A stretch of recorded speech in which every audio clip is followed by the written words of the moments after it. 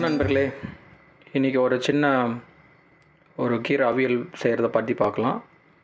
இதுக்கு ஒன்றும் பெருசாக ரொம்ப அதிகமான பொருள்லாம் தேவையில்லை. ஜஸ்ட்டு இது மாதிரி துண்டு துண்டாக நறுக்கின கீரை, ஒரு 5-6 பூண்டு பல் விழுது, கொஞ்சம் சீரகம் எதுக்கு போடுறோன்னா கொஞ்சம் மணத்துக்காக. அப்புறம் ஆஸ் யூஷுவல் நம்ம டிஃபால்ட் கடலப்பருப்பு, உளுந்தம்பருப்பு, கடுகு, அப்புறம் பச்சை மிளகா எண்ணெய் கொஞ்சம் காரத்துக்கு, அவ்வளோதான். ஸோ இந்த 5 மட்டும்தான், வேறு எதுவுமே தேவையில்லை. வெங்காயம் தக்காளி ஒன்றுமே வீட்டில் இல்லை, நான் அது பண்ணணும் அப்படின்னா இந்த மாதிரி சிம்பிளாக பண்ணிக்கலாம். வாங்க போய் பார்க்கலாம் எப்படி பண்ணலான்னு. ஸோ ஒரு நார்மலான பாத்திரத்தை எடுத்துக்கோங்க. எடுத்துகிட்டு ஸ்டவ் ஆன் பண்ணிவிட்டு ஜஸ்ட்டு நம்ம அந்த கட் பண்ண கீரை எல்லாமே அப்படியே உள்ளே போட்டு வேக வச்சிடணும். பச்சையாக வேக வைக்கணும். அதுக்கு தான், வேறெல்லாம் ஒன்றும் இல்லை. Just okay.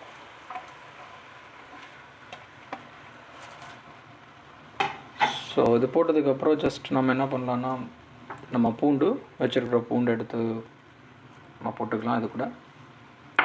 அது கூட சீரகம் கொஞ்சம் மணத்துக்கு, சும்மா ஒரு டீஸ்பூன் அந்த போட்டால் போதும். நல்லா. ஸோ கொஞ்சம் தண்ணி ஊற்றிக்கோங்க. ஒரு 1/2 கப் தண்ணி ஊற்றிட்டுங்க. நான் பச்சை மிளகாய் உள்ளே போட்டுடுறேன். ஏன்னா எனக்கு காரம் கொஞ்சம் எக்ஸ்ட்ரா பிடிக்கும். அதனால் பச்சை மிளகாய் உள்ளே போட்டு அப்படியே வேக வச்சுருவோம். ஏன் இதெல்லாம் அப்படியே போட்டு வேக வைக்கிறோன்னா, இதெல்லாம் அப்படியே நம்ம கடைசல் பண்ணிட போகிறோம். அதனால் பூண்டு, பச்சை மிளகா, சீரகம் எல்லாமே அந்த கீரையோடு நல்லா ஃப்ளேவராக மிக்ஸ் ஆகி வரும். ஸோ அதனால தான் ஜஸ்ட் ஒரு வச்சு கலந்து விட்டுருங்க. அவ்வளோதான்.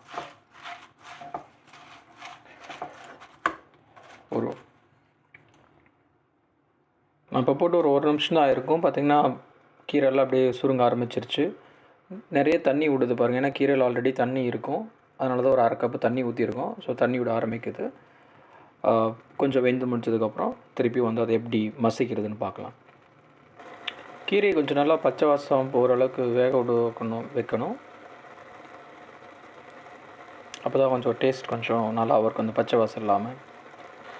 ஒரு நண்பர்களே, கீரை இப்போது நல்லா கடையிற ஸ்டேஜுக்கு வந்துருச்சு. ஸோ இப்போ ஜஸ்ட் ஒரு ஸ்பூன், ஒரு 3/4 ஸ்பூன் அந்த மாதிரி உப்பு போட்டுக்குங்க. உப்பு கொஞ்சம் பார்த்து போடுங்க. ஏன்னா கீரையில் உப்பு ஏறிடுச்சுன்னா அதுக்கப்புறம் ரிமூவ் பண்ணுறது கஷ்டம். உப்பு வேணுன்னா கூட சாப்பிடும்போது போட்டுக்கலாம். இப்போ ஒரு கட்டு கீரை போட்டது பார்த்திங்கன்னா ஜஸ்ட் ஒரு 2 பேர் சாப்பிட்ற அளவுக்கு அப்படியே ரொம்ப ஸ்ட்ரிங்க் ஆகி கம்மியாகிடுச்சு. அவ்வளோதான். ஸோ இது கொஞ்சம் வெந்துருச்சு. இன்னொரு 1 நிமிஷம் வேக விட்டுட்டு நம்ம இதை எடுத்து நம்ம பருப்பு மத்தை இருக்கு இல்லையா, அந்த பருப்பு மத்தை வச்சு அப்படியே மசிச்சு விட வேண்டியது தான். அப்படியே அந்த பூண்டு, பச்சை மிளகாய் எல்லாமே, ஜீரகம் எல்லாம் அந்த கீரையோடு அப்படியே கரையிற மாதிரி அப்படியே மசிச்சு விட்டுற வேண்டியது தான். அதைத்தான் நம்ம பண்ண போகிறோம். நல்லா கீரையை மசிச்சதுக்கப்புறம் பார்த்திங்கன்னா அது இவ்வளோ கப்பில் ஒரு 2 பேர் சாப்பிட்ற அளவுக்கு தான் வரும். இப்போ இது என்ன பண்ணுறோன்னா, இது கூட கொஞ்சம் டேஸ்ட்டுக்காக நம்ம கடுகு, கடலப்பருப்பு, உளுந்தம்பருப்பு தாளித்து அதில் போட போகிறோம். ஸோ ஒரு எண்ணெய் ரொம்ப ஊற்ற வேணாம். ஜஸ்ட் ஒரு டீஸ்பூன் அல்லது கொஞ்சம் வேணும்னா டேஸ்ட் வசரம் ஒரு டீஸ்பூன் வச்சிங்கனாலே போதும். எண்ணெய் கொஞ்சம் கொதிச்சு சூடாகட்டும். எண்ணெய் சூடானதுக்கப்புறம் நம்ம போட்டு வச்சுருக்க கடுகு, கடலப்பருப்பு, உளுந்தம்பருப்பு எல்லாம் சொல்லுவாங்க கடுகு முதல்ல போட்டுடணும், அதுக்கப்புறம் தான் கடலப்பருப்பு. நம்ம இருக்கிற டைமுக்கு எல்லாத்துக்கும் ஒன்று பண்ணுறதுல டைம் ஆகும். அதனால் நம்ம அப்படியே எல்லாத்தையும் மிக்ஸாக போட்டு தூக்கி போட்டுற வேண்டியதான்.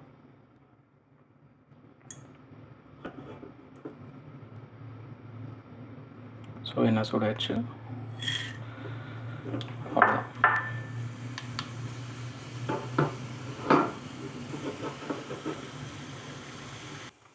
அவ்வளோதான் நண்பர்களே, கடுகு முடிஞ்சிருச்சு. ஸோ இதில் நம்ம தாளித்து வச்ச கடுகு, கடலப்பருப்பு இருப்போம் போட்டுக்கிட்டு இந்த கவுண்டமணி சொல்லுவார் இல்லையா, ஜொயின்னு ஒரு சவுண்டு கேட்குதுன்னு, அவ்வளோதான். அந்த ஜொயின்னு ஒரு சவுண்டு கேட்டுச்சுன்னா கலந்து விட்டுட்டு ரெடி, நம்ம கீரை மசியல் ரெடி. அவ்வளோதான்.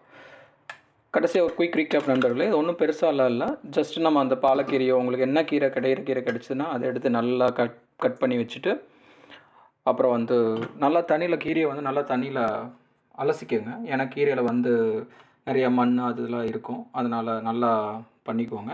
அதுக்கப்புறம் ஜஸ்ட் ஒரு 4-5 பூண்டு பல், அதுக்கப்புறம் கொஞ்சம் சீரகம் மணத்துக்கு, அப்புறம் கடுகு, கடலப்பருப்பு, உளுந்தம்பருப்பு தாளிக்கிறதுக்கு, அப்புறம் காரத்துக்கு கொஞ்சம் பச்சை மிளகா போட்டுட்டு கீரை பூண்டு பச்சை மிளகா எல்லாம் போட்டு நல்லா ஒரு 5 நிமிஷம் அல்லது 7 நிமிஷம் வந்து நல்லா வேக விட்டுருங்க. வேக விட்டுட்டு எடுத்து மத்து வச்சு நல்லா கடைஞ்சிக்கோங்க. கடைஞ்சிட்டு அதுக்கப்புறம் வந்து கடுகு கடலைப்பருப்பு உளுந்தம்பருப்பு போட்டு தாளித்து விட்டு இறக்குனீங்கன்னா அவ்வளோதான், வேலை முடிஞ்சுது. குயிக் அண்ட் ஈஸி கீரை மசியல் ரெடி. என்ஜாய்.